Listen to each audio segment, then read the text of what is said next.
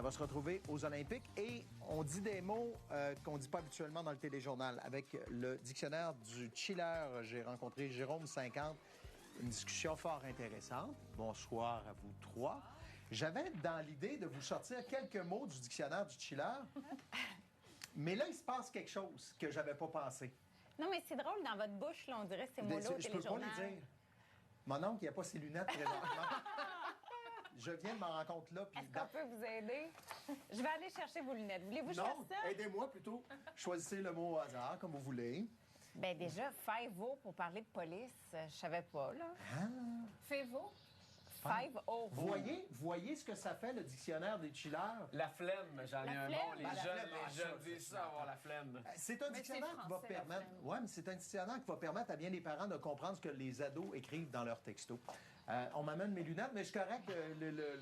Flexer, le travail, on entend souvent flexer. le travail a été fait. Parti. Voyez le genre de conversation que cela amène, ce dictionnaire-là. Merci beaucoup, Marie-Audrey. Mais maintenant que vous l'avez dit, merci Stéphanie, notre chef de pupitre, qui nous a amené ça. Maintenant que vous avez dit tous les mots, ben, il me reste Flip ici. Alors, il y a plein de mots là-dedans, puis c'est un travail exhaustif qui a été fait par Jérôme 50, qu'on connaît par au Québec Site. OK? Là, vous l'avez en tête pour le reste de la soirée. Et il a répertorié donc des mots dans un dictionnaire publié par le Robert Québec. Puis en passant, Jérôme 50 est linguiste. Alors, c'est du sérieux, là, ce travail. C'est tout un ouvrage. Ouais. J'ai hâte de vous présenter cette discussion-là tantôt. Dites-moi, il va faire moins beau en fin de semaine. Bien, vous m'avez valu tout un fou rire, là, aujourd'hui, avec ces mots-là. Puis oui, À il va faire l'enregistrement moins d'une beau. manchette cet après-midi, soit dit en passant. Et il va faire moins beau, en effet, en fin de semaine. Ça va être un petit peu plus gris. Il y a des possibilités d'averses de pluie ou de neige, là, parce que dimanche, en effet, on descend là, au mercure. Vous savez que Flag Football jouait à ça à la polyvalente La Fontaine de Chicoutimi. C'était le sport scolaire.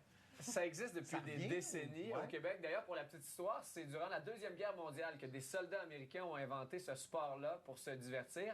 Mais jusqu'à tout récemment, c'était très peu organisé dans la province de Québec. Sauf que là, ça va devenir un sport olympique aux Jeux de Los Angeles en 2028. Un peu comme le breakdance l'était aux Jeux de Paris cet été. Arrive ce nouveau sport. Et il y a des joueurs de football de haut niveau à l'Université Laval, des joueurs et des joueuses qui regardent tout d'un coup ce sport aux Jeux olympiques et qui se disent, ben c'est peut-être un rêve olympique à vivre pour moi. OK, on ravive le rêve olympique. Hier avait lieu la première de Courville au Diamant. On l'avait déjà créé ici en 2021. Et c'est un spectacle qui vaut la peine d'être vu de un, mais le reportage que vous nous présentez va nous aider à mieux comprendre toute la mécanique derrière. C'est un spectacle de marionnettes, mais pas de marionnettes pour enfants, de marionnettes vraiment plus pour adultes. Puis on peut avoir beaucoup d'appréhension quand on pense à la marionnette, mais je peux vous dire que quand vous voyez Olivier Normand, les marionnettistes qui sont sur scène, la façon dont ils sont si habiles avec les marionnettes, à un moment donné, même qu'on oublie qu'ils sont sur scène, et ça donne vraiment toute une magnifique histoire, une magnifique mise en scène. C'est l'histoire d'un jeune adolescent qui a à peu près 16-17 ans. Il se passe beaucoup d'événements dans sa vie. D'ailleurs, il y a plusieurs éléments qui sont autobiographiques de Robert Lepage, mais la majorité de l'histoire, c'est quand même une histoire qui est romancée. Elle a été présentée en 2021. Ça durait 3 heures. Là, elle a été écourtée, épurée. Ça dure 2 heures et j'ai eu accès aux coulisses. Et vous le voyez dans le reportage, les marionnettes sont quand même assez grandes. Elles sont à 78% de l'échelle humaine et pour les personnages un peu plus petits, ils sont à 60%.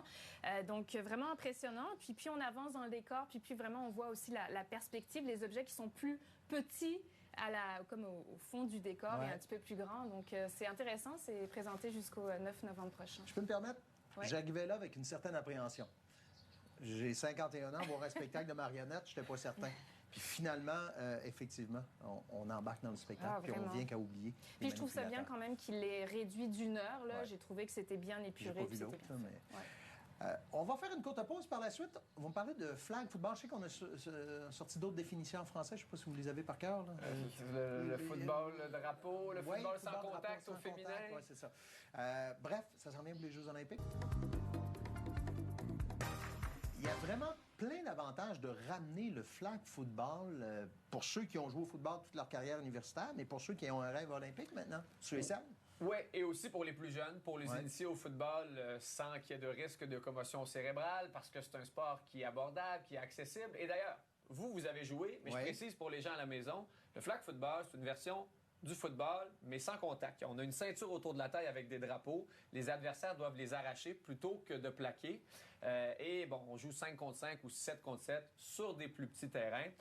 C'est très populaire aux États-Unis. D'ailleurs, c'est pourquoi le comité organisateur des Jeux de Los Angeles a choisi le sport dans ses choix discrétionnaires pour les Jeux olympiques. Mais au Québec également. Dans les 3 dernières saisons, c'est le sport au secondaire qui a la plus grande croissance. On est passé de 12 000 étudiants athlètes à 16 000 à 21 000. Ça, c'est seulement dans les dernières saisons. Alors, il se passe quelque chose et c'est surtout chez les jeunes filles qui adoptent finalement le football.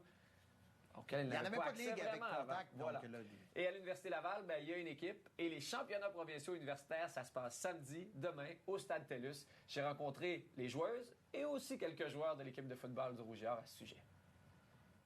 Préciser parce qu'en ce moment, c'est le club de l'Université Laval. Et si le RSEQ, c'est le Réseau du sport étudiant du Québec, en fait une véritable ligue, là, il y aurait possibilité de devenir une équipe rouge et or. Il n'y a pas de décision qui a été prise pour le moment, mais c'est le but, justement, de ces joueuses-là pour avoir accès aux ressources que le programme Rouge et Or, qui est différent d'être seulement une équipe de l'Université Laval. Et pour vous dire à quel point il y a de l'attrait, là, Anthony Auclair me disait que des joueurs dans la NFL qui veulent participer aux prochains Jeux olympiques, il y en a plein. oui, parce qu'il n'y avait pas cette perspective-là. Alors, les meilleurs joueurs de football, maintenant, veulent jouer au flag football. Alors, on a vérifié, flag football n'est pas dans le dictionnaire du Chiller. Alors, Jérôme, il faudra l'ajouter. Jérôme 50, Jérôme Charette-Pépin, c'est l'auteur du dictionnaire du Chiller. Et là, je vous entends presque réfléchir. On magane la langue française avec ce qu'il y a là-dedans. Pas nécessairement. Vous allez comprendre dans l'entretien que j'ai eu avec lui. Ça fait partie des répertoires de notre langage collectif. Peut-être que vous et moi, on ne l'utilise pas, mais les plus jeunes l'utilisent et ça ne veut pas dire pour autant. Puis on va en parler au retour. On va expliquer d'où ça vient, tout ça. Ça ne veut pas dire pour autant que les jeunes vont moins utiliser le bon français. Entrevue fort intéressante avec Jérôme 50 sur ce dictionnaire à paraître qui s'appelle le dictionnaire du Chiller. Quelques définitions du Chiller. On l'a vu au début, c'était quoi le Chiller? La fin, ça ne s'applique pas. Guy Bertrand, ex-conseiller linguistique de Radio-Canada, fait partie de ceux qui disent oui, on a besoin de ce type d'outil-là. Cette langue française existe, aussi bien la documenter, aussi bien savoir ce que ça veut dire. Puis il y a vraiment des tableaux de conjugaison à la fin. C'est un travail sérieux et exhaustif. Et moi, je me rappelle pendant la pandémie être au Parc Victoria ici à Québec et voir Jérôme 50 passer de groupe en groupe pour leur demander d'inscrire n'importe quel mot pour eux qui référait au chiller. Alors, ce travail terrain, moi, je m'en rappelle. J'aime ça avoir un dictionnaire papier, là. Ah, c'est pour l'équipe. Vous pourrez le mettre trouver des expressions météo dans le dictionnaire du Chiller.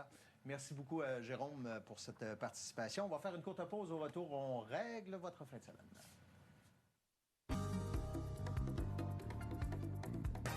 Ce moment où vous avez votre calepin de notes à la maison, prêt à prendre des notes pour savoir ce qu'on fait en fin de semaine, Guillaume, on dit la programmation des autres chaînes. C'est nous qu'on fait ça. Alicia? Moi, je vous parle des activités d'Halloween. Il y en a tellement à faire en fin de semaine. Et je vous parle de la mascarade sur la rue Racine. C'est un incontournable à chaque année.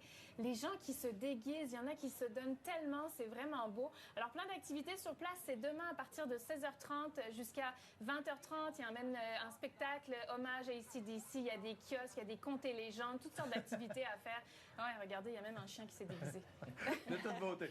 Marie-Audrey. On va commencer par la météo de la fin de semaine. Oui. Donc, un petit peu plus gris, des possibilités d'averses. En effet, ça devient un petit peu plus frais à partir de dimanche. Et pour l'instant, pour l'Halloween, nuageux et plus doux. On se croise les doigts.